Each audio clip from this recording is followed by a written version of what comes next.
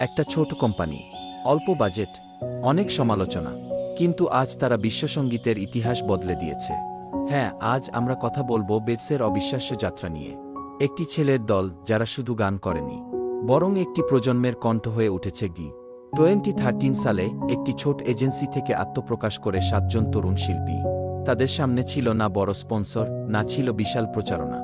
অনেকেই বলেছিল ওরা টিকবে না, কিন্তু তারা হাল ছাড়েনি। দিনরাত প্র্যাকটিস, সংগ্রাম আর স্বপ্ন, এই ছিল তাদের মূল শক্তি।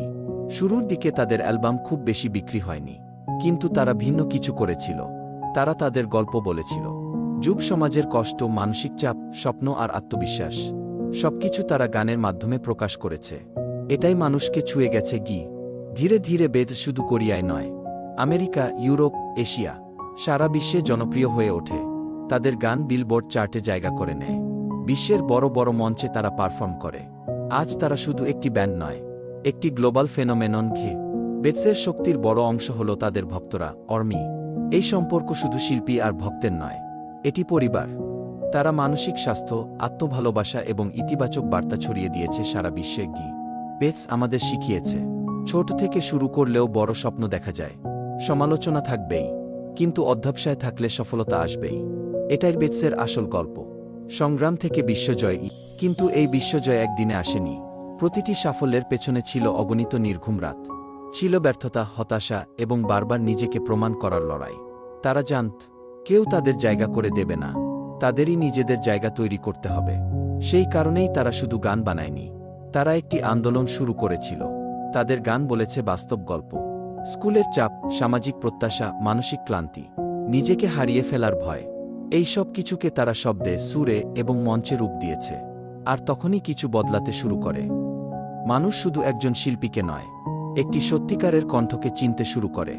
ধীরে ধীরে তাদের অ্যালবাম বিক্রি বাড়তে থাকে, কনসার্ট হল পূর্ণ হতে শুরু করে, আর এক সময় স্টেডিয়ামও ছোট মনে হতে থাকে।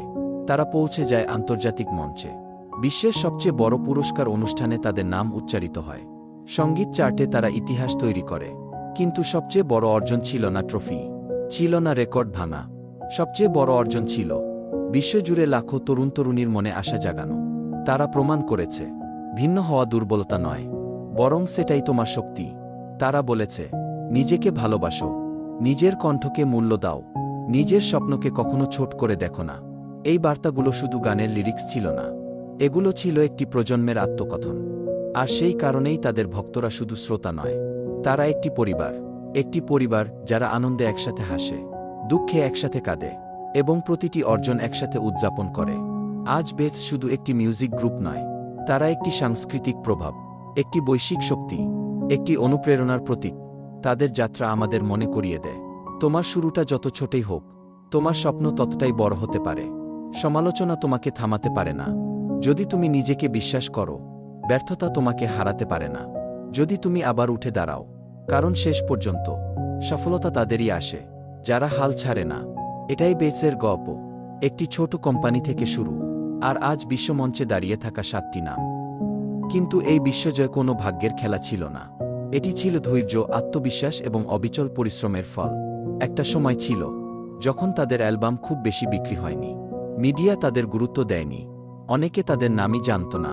কিন্তু তারা থামেনি, কারণ তারা জানত সাফল্য কখনোই প্রথম ধাপে আসে না, সাফল্য আসে বারবার ব্যর্থতার পর। তারা নিজেদের প্রশ্ন করেছিল, আমরা কিভাবে আলাদা হব? আর সেখানেই তারা খুঁজে পেল তাদের শক্তি। তারা শুধু গান বানায়নি, তারা তাদের সত্য বলেছে। তাদের গান ছিল বাস্তব জীবনের গল্প। একজন ছাত্রের মানসিক চাপ, একজন তরুণের আত্মবিশ্বাস হারিয়ে ফেলা, একজন স্বপ্নবাজের সমাজের সাথে লড়াই। এই সততা মানুষকে ছুঁয়ে যায়, কারণ পৃথিবীর প্রতিটি মানুষ কোনো না কোনো সংগ্রামের মধ্য দিয়ে যায়। আর যখন কেউ তোমার অনুভূতিকে ভাষা দেয়, তুমি তাকে ভুলতে পারো না। ধীরে ধীরে পরিবর্তন শুরু হয়। ছোট কনসার্ট বড় হতে থাকে, কমেন্ট সেকশন ভরে যেতে থাকে ভালোবাসায়, ভিউ কাউন্টার দ্রুত বাড়তে থাকে। তারপর একদিন তারা সীমান্ত পেরিয়ে যায়। দক্ষিণ কোরিয়ার ছোট একটি স্টেজ থেকে তারা পৌঁছে যায় আন্তর্জাতিক মঞ্চে। America, Europe, Asia, Latin America, সারা বিশ্বে মানুষ তাদের গান গাইতে শুরু করে।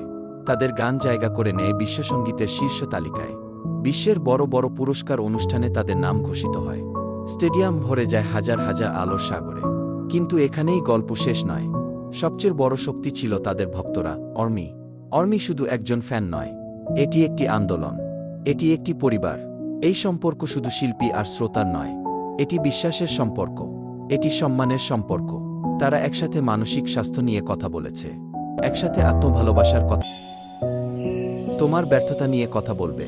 কিন্তু যদি তুমি নিজেকে বিশ্বাস করো, তাহলে একদিন তারাই তোমার সাফল্যের গল্প বলবে। বেটস আমাদের শিখিয়েছে, ভিন্ন হও, সৎ হও, নিজের গল্প বলতে ভয় পেও না। কারণ পৃথিবী নিখুঁত মানুষ খুঁজছে না, পৃথিবী খুঁজছে সত্যিকারের মানুষ। আজ তারা বিশ্বমঞ্চে দাঁড়িয়ে আছে, কিন্তু তাদের চোখে এখনও সেই স্বপ্নের আগুন। আর সেই আগুন আমাদের মনে করিয়ে দেয়, আমরাও পারি। তুমি যদি এখন ছোট জায়গা থেকে শুরু করো, হতাশ হয় না। তুমি যদি এখন ব্যর্থ হও, হাল ছেড়ো না। তুমি যদি এখন একা অনুভব করো, মনে রাখো বড় সাফল্যের শুরুটা প্রায় নিঃসঙ্গ হয়। সংগ্রামকে ভয় পেও না, সমালোচনাকে ভয় পেও না, ব্যর্থতাকে ভয় পেও না। কারণ এগুলোই তোমাকে তৈরি করে। বেটসের গল্প শুধু সঙ্গীতের গল্প নয়, এটি অধ্যবসায়ের গল্প, এটি আত্মবিশ্বাসের গল্প, এটি স্বপ্নের গল্প। আর শেষ পর্যন্ত, বিশ্বজয় মানে শুধু স্টেডিয়াম ভরানো নয়, বিশ্বজয় মানে লাখো মানুষের হৃদয়ে জায়গা করে নেওয়া। সংগ্রাম থেকে বিশ্বজয়, এটাই তাদের গল্প। এবং হয়তো এটাই হতে পারে তোমার গল্প। এরকম আরও ভিডিও পেতে আমাদের চ্যানেল সাবস্ক্রাইব করুন। আশা করি আপনারা সবাই ভালো থাকবেন। আল্লাহ হাফেজ।